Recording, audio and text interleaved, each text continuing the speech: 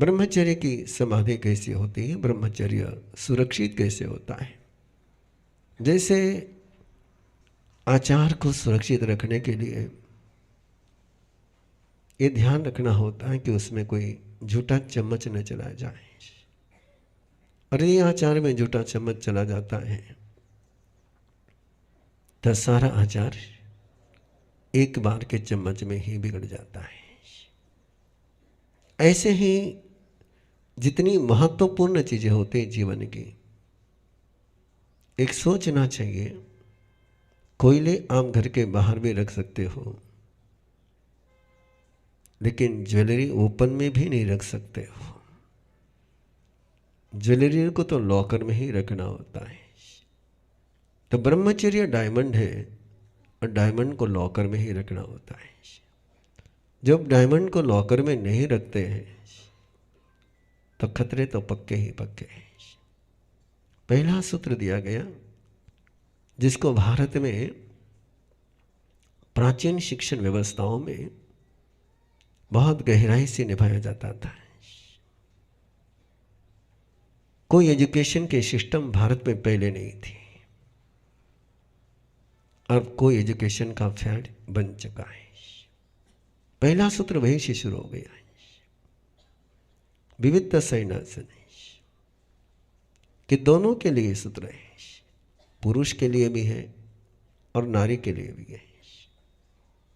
इन दोनों का एक दूसरों से जब तक उनको ब्रह्मचर्य का जीवन जीना है तब तक एक दूसरों से स्वतंत्र रहना बहुत जरूरी है, अलग रहना बहुत जरूरी है, जब वो साथ में रहते हैं। क्योंकि अनादि काल की 4 संज्ञाएं हैं, आहार संज्ञा, भय संज्ञा, मैथुन संज्ञा और परिग्रह संज्ञा। ये 4 संज्ञाएं अनादिकाल से है, वो एक इंद्रिय से लेकर तो पंचेंद्रिय तक सब में है।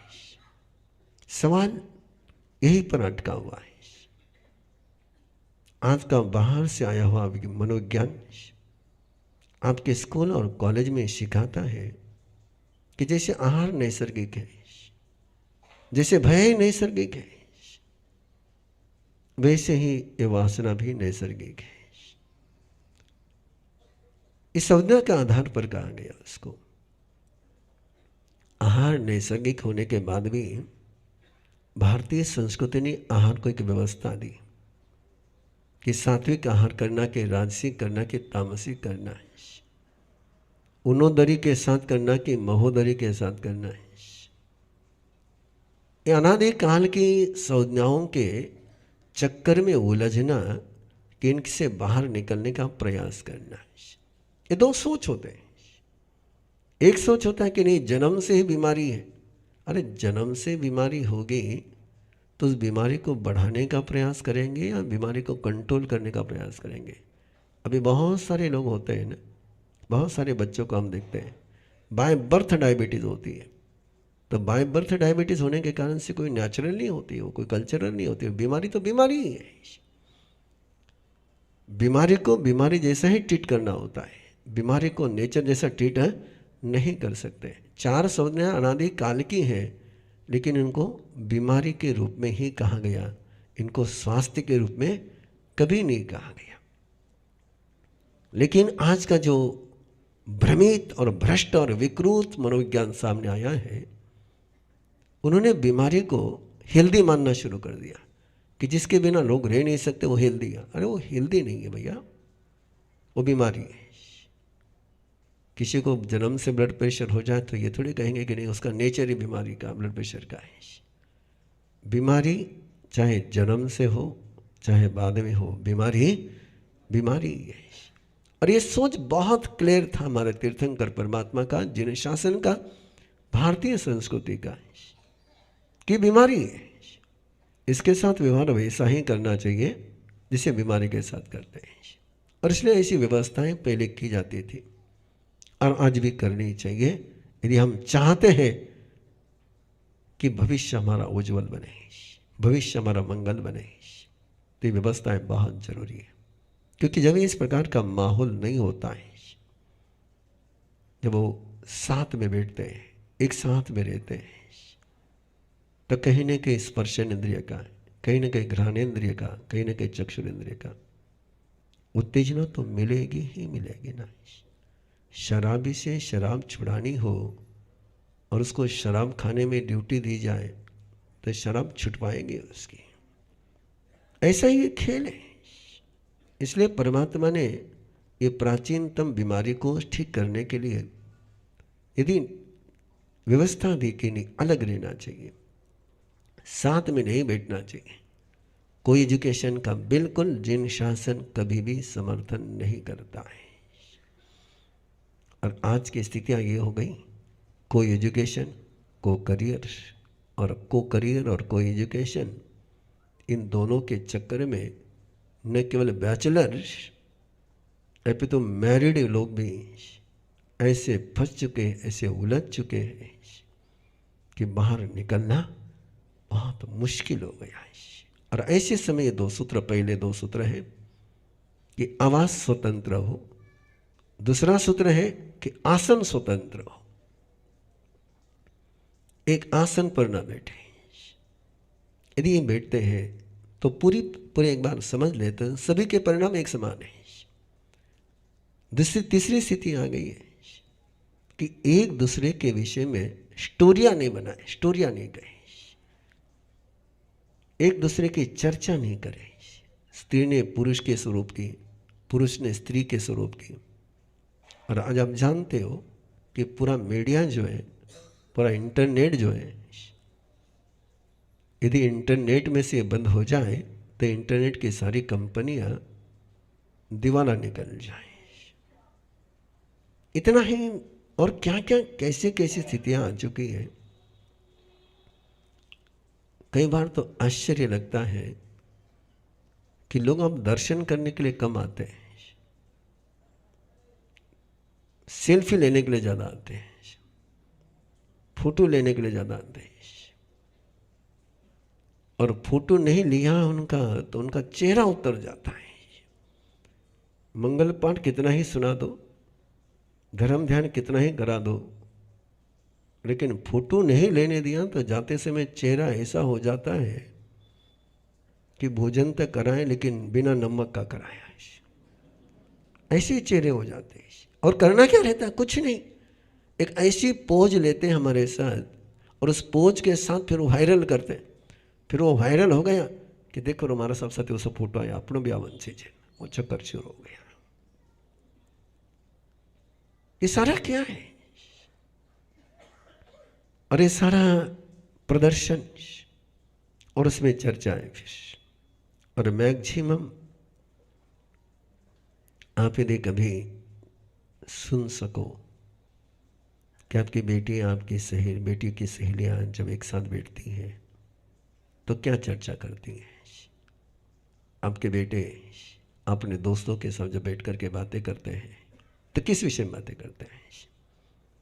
और जब उनके अपोजिट के विषय में बातें करेंगे तो दिमाग कहाँ जाएगा।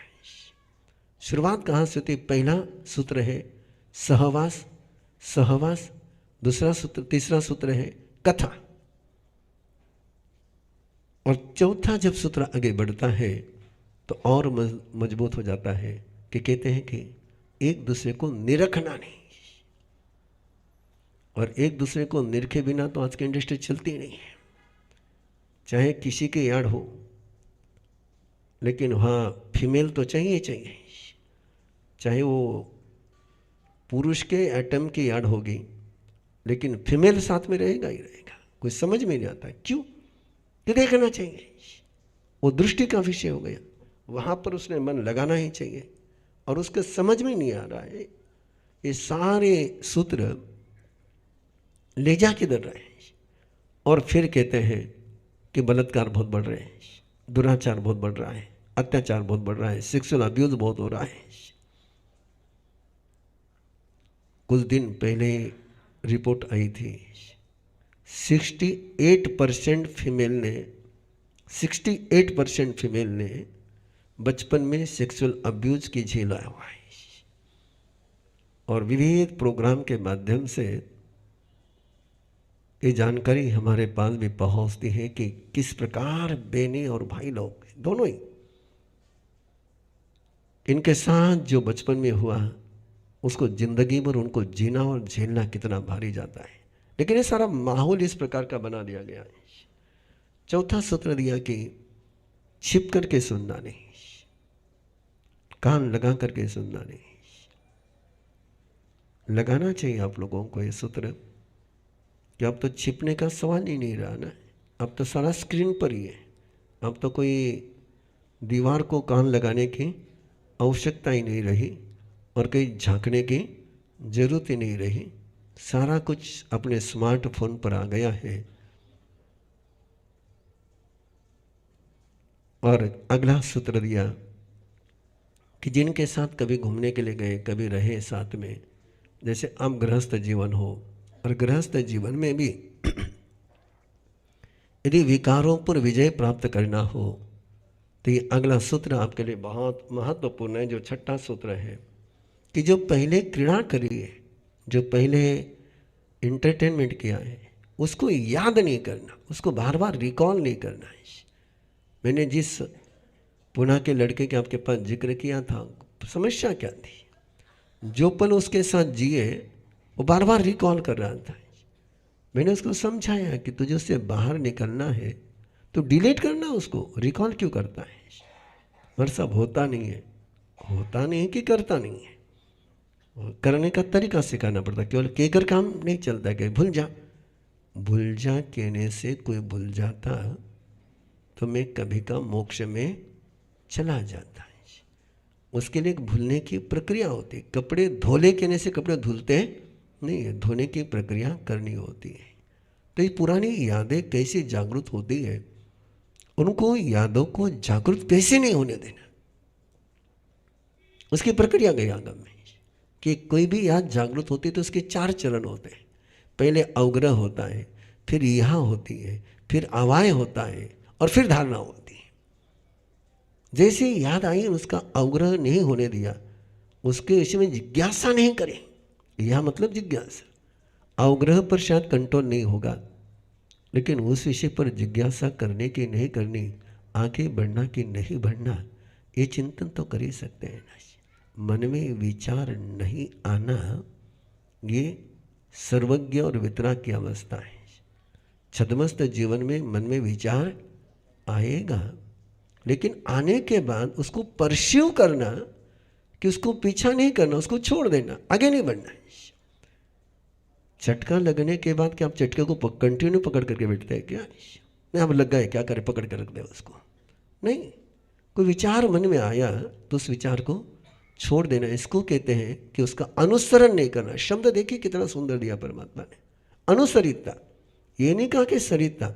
याद करने के बाद तो परमात्मा भी जानते थे कि जिसने जो जिया है उसकी याद तो आएगी, लेकिन उस याद में डूबना कि नहीं डूबना है, ये उसका सूत्र था। और अगला सूत्र है 7वां, जो आज के जीवन शैली का एक ऐसा अंग बन चुका है, जिन्हें जो यहाँ पर अबाउ 60-70 के लोग होंगे वो शायद याद कर सकते हैं। क्या उनके बचपन में इतना स्पाइसी खाना मिलता था, इतने आइटम रहते थे? और आज स्पाइसी खाने का ये फैड न केवल स्वास्थ्य के साथ खिलवाड़ हो गई, चरित्र के साथ भी खिलवाड़ हो गई, इमोशन के साथ भी खिलवाड़ हो गई। और इस कारण से कितने ही मेडिटेशन करने वाले लोग भी अपने मन को संभाल नहीं पाते। क्यों? कि स्पाइसी खाना, एक तरफ स्पाइसी खाना खाओगे और दूसरी तरफ मन चाहोगे कि मन शांत रह जाए। अरे मसाले का खाना खाओगे तो मन भी मसाले वाला ही हो जाएगा। मन को यदि सीधा सिंपल और सात्विक रखना है तो भोजन भी सात्विक होना चाहिए। और आज पूरी देखते चले जाए आप, मैंने कल भी कहा आज भी कह रहा हूँ, ये पूरी मार्केटिंग उपभोक्तावादी संस्कृति, मार्केटिंग के कल्चर ने कभी कल्पना नहीं करी होगी हम लोगों ने कि ऐसे रेस्टोरेंट की और ऐसे किसी डिशेस की इंटरनेशनल चेन बन सकती है और उसके पीछे ऐसा पागलपन हो सकता है। और ये सारा किसके पीछे? केवल स्पाइसी खाने के पीछे। और स्पाइसी खाना बनाने के लिए पता नहीं किन किन केमिकलों का यूज होकर के कैंसर, डायबिटीज़, हार्ट प्रॉब्लम तक की बीमारियां होने लग गई है। इसलिए परमात्मा ने कहा कि स्वादिष्ट स्पाइसी खाना ये ब्रह्मचर्य का दिया हुआ एक जहर है। जितना स्पाइसी खाना उतना विकार का जागरण। कितना कंट्रोल कर सकते हैं। और ध्यान में रखिए, प्रयोग कर करके देख सकते हो, बड़े आराम से प्रयोग कर सकते हो। स्वाद आ सकता है, स्वाद नुकसानकारक नहीं, ध्यान में रखना।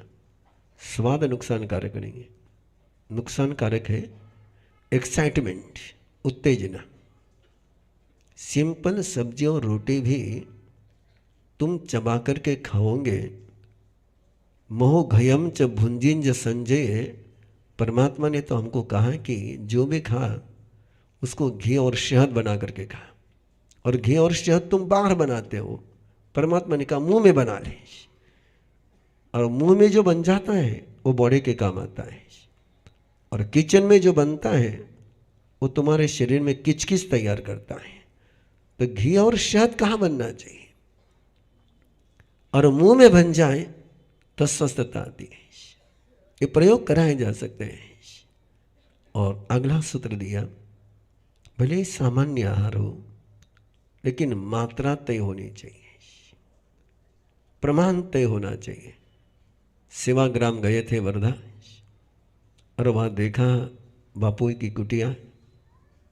और बापू की कुटिया में जो गाइड हमारे साथ चल रहा था बता रहा था कि बापूजी जब वो भोजन की पंगत बैठती थी तो किस व्यक्ति को कितना खाना देना तोल करके देते थे। वहाँ कांटा रखा हुआ, बोले कांटा यहाँ किस लिए? ये तो भोजन की जगह पर कांटे के, बोले बिल्कुल तय था कि किस व्यक्ति को कितना ग्राम खाना जाएगा। और चेक करते थे तो उसका वजन बढ़ा तो फिर खाना और कम। ये क्या आंदोलन चला है ना महात्मा गांधी ने, केवल राजनीति का नहीं तो जीवन का आंदोलन था। अब तरीका उल्टा हो गया है ना, धर्म के आंदोलन में राजनीति आ गई। और महात्मा गांधी ने राजनीति में धर्म को लेकर गए थे और उसके सूत्र थे, यही सूत्र थे उनके सारे। आप देखोगे तो ये पूरे अध्याय की चर्या, ब्रह्मचर्य की चर्या, आश्रम की व्यवस्था महात्मा गांधी ने प्रैक्टिकल खड़ी करी। और क्या स्थिति हो गई क्या बताऊं आपको। कोई संघ वाले नाराज नहीं हो, और खास करके गौतम जी, पारस जी नाराज नहीं हो। मैंने बहुत शुरुआत में कहा था, हर जगह बोलता हूं कि संघ के प्रसादी में सात्विकता होनी चाहिए, राजसिकता नहीं होनी चाहिए। या आने वाले श्रावक को भोजन जाना चाहिए, या जुबान की तृप्ति नहीं होनी चाहिए तो भूख की तृप्ति होनी चाहिए। लेकिन वो ओस वालों का प्रेस्टीज पॉइंट,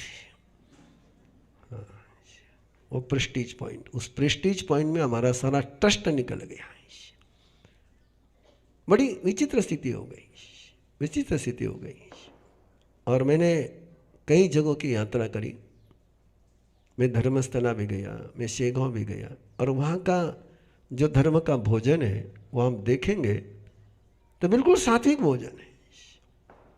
वहाँ वो के 15 आइटम नहीं देते, 3 या 4 आइटम बस, वो भी एक मीठा, वो भी सिंपल मीठा। यहाँ तो जब तक वो तेल की तरी दिखे नहीं तब तक वो गौतम प्रसादी बनती नहीं है। और ये सारा धर्म के नाम पर, धर्म के गाइडेंस के भंग करते हुए चलता है और प्रवीण ऋषि कुछ नहीं बोल सकता। ये आज अवसर है, बोल दिया कि नहीं, ऐसा नहीं होना चाहिए, और वो भी अति मात्रा में तो होना ही नहीं चाहिए। अब ये बात मारवाड़ियों के लिए बहुत भारी हो गई। जब तक पेट भरने के बाद मनवार नहीं करे कोई, तो कहीं बराबर मज़ा नहीं आए। और मनवार अपनी सारी कब शुरू होती है? हाँ, पेट भर गया ना, फिर शुरू होती है। और परमात्मा कहते हैं कि अति मात्रा में क्या हुआ, और पूरा साइंस भी कहता है कि जैसे अति मात्रा में आहार होगा कि पूरी तुम्हारी नींद, पूरा तुम्हारा कल्चर, पूरा तुम्हारा कैरेक्टर उल्टा सुल्टा हो ही जाना है। 9वां सूत्र दिया है, मैं कह रहा हूं ना कि पूरा अध्याय यदि आप देखोगे तो लगेगा कि हम जो जीवन शैली जी रहे हैं, बिना सजे, बिना सजावट करे दर्शन के लिए आने के लोगों को पचकान हो गए। तो यहां परमात्मा कहते कि विभूषा मत कर, क्योंकि विभूषा करने वाला व्यक्ति, और बिल्कुल सीधी सीधी बात कही है, पुरुष के लिए बात करिए, पुरुष यदि सजता है, श्रृंगार करता है, तो नारी के लिए वो अभिलषणीय, इच्छनीय, कामी पुरुष बन जाता है। यदि पुरुष का सजना उसके लिए खतरनाक हो सकता है, तो फीमेल का सजना भी उतना ही खतरनाक हो सकता है। सजने का मीनिंग इतना ही होता है कि मैं शिकार होने के लिए तैयार हूँ, जो शिकार करना चाहे शिकार है कर ले। ये शिकारी बनाने के तरीके हैं। और ये सोचना चाहिए, बिल्कुल आराम से सोचना चाहिए। जिस रूप में आप अपनी बहन को नहीं देख सकते हो, जिस रूप में आप अपनी माँ को नहीं देख सकते हो, उस रूप में आप किसी और को कैसा देखना पसंद कर सकते हो? वो भी किसी की बेटी होगी, वो भी किसी की बहन होगी, वो भी किसी की माँ होगी, लेकिन पूरी इंडस्ट्री ही इस पर चली हुई है। 9 सूत्र तो, 9 वाण तो सभी तरफ चलते हैं हमारे आगम में, लेकिन उत्तराधीन सूत्र में 10वीं वाण दी है, 10वां नियम दिया है, और वो बड़ा महत्वपूर्ण है। शब्द, रूप, रस, गंध और स्पर्श, इनके पीछे नहीं दौड़ना, इनका पीछा नहीं करना। और जो भी इनका पीछा करता है, उसकी स्थिति क्या बनती है? उसको मन में ब्रह्मचर्य को लेकर के, संयम को लेकर के शंका नहीं लग देती, उसका मन ड्वेल बनता है, डाउटफुल माइंड बन जाता है। और डाउटफुल माइंड बन गया कि फिर इच्छा जन्म जाती है, इच्छा जन्म गई कि फिर उद्योग शुरू हो जाते हैं, थ्रिलर, थ्रिलिंग शुरू हो जाती है। और वो हो गया कि फिर मन में भेद निर्माण हो जाता है, डिवाइडेड माइंड हो जाता है, डिवाइडेड चेतना हो जाती है, डिवाइडेड इमोशन हो जाती है। एक मन उधर खींचता है, एक मन इधर खींचता है, एक मन उधर खींचता है, एक मन इधर खींचता है। तो डिवाइडेशन होने के बाद, और डिवाइडेशन के कारण से पागल बनाता है। आप यदि परमात्मा के इस पूरे मनोविज्ञान को, पूरी प्रक्रिया को यदि आप समझोगे तो आनंद आएगा आपको कि आदमी पागल कैसे बनता है। पागलपन कहाँ से शुरू होता है? सिक्सोफ्रेनिया हो कि डिप्रेशन हो कि डिसऑर्डर हो कि लर्निंग डिसऑर्डर हो, किसी भी प्रकार के इमोशनल प्रॉब्लम का एक क्रम है कि पहले उसके मन में ड्युअलिटी आ जाती है, द्वंद्व शुरू हो जाता है, और द्वंद्व शुरू हो गया कि फिर उसके खींचतान शुरू हो जाती है, खींचतान शुरू हो गया कि अंदर में उपद्रव शुरू होते हैं, उपद्रव शुरू हो गया कि फिर उसके अंदर 2 पर्सनालिटी बन जाती है, लोगों के सामने एक, अंदर में एक, कमरे के अंदर एक, कमरे के बाहर एक। ये 2 रूप बन गए, भेद बन गया। और ये 2 अपनी इमेज के साथ, पर्सनालिटी के साथ जीना, ये पागल नहीं बनाएगा तो क्या तुमको सयाना बनाएगा क्या? छोटे छोटे पागलपन है, नींद नहीं आना है छोटा पागलपन है, और आउट ऑफ कंट्रोल हो जाना बड़ा पागलपन है। कहीं पर भी अपना संतुलन टूट जाना है छोटा पागलपन है। तो यह ऐसी पागलपन की प्रक्रिया चलती है और वहाँ से फिर साइकोसोमेटिक डिसीज का जन्म होता है, जिसको परमात्मा कहते हैं देहकालिक रोगांतक हो जाता है। वायरस के कारण से होने वाली बीमारी दीर्घकालिक नहीं होती है। इन्फेक्शन के कारण से होने वाली बीमारी दीर्घकालिक नहीं होती है, लेकिन साइकोसोमेटिक यानी मन से जन्मने वाली बीमारियां, अंदर के इस विकार के कारण से जन्मने वाली बीमारियां, इनकी ट्रीटमेंट बहुत मुश्किल होती है, दीर्घकालिक रोगांत को प्राप्त होता है। और शिखर बता दिया उसका कि वो धर्म से भ्रष्ट हो जाता है। जो केवल कल्याणकारी धर्म है उस धर्म से वो भ्रष्ट हो जाता है। इसलिए परमात्मा ने कहा यदि ब्रह्मचर्य का आनंद लेना हो तो अपने घर में एक ऐसा माहौल बनाओ, ऐसी व्यवस्थाएं बनाओ कि विकार शांत हो जाए, विकार जागृत नहीं हो जाए, विकारों को पोषण नहीं मिले तो विकारों को उपशम किया जाए। ऐसी व्यवस्था जहाँ निर्माण होती है उसको कहते हैं ब्रह्मचर्य का समाधि स्थान, और जहाँ विकारों को जगाने की व्यवस्था चलती है उसको कहते हैं ब्रह्मचर्य के बीमारी का स्थान।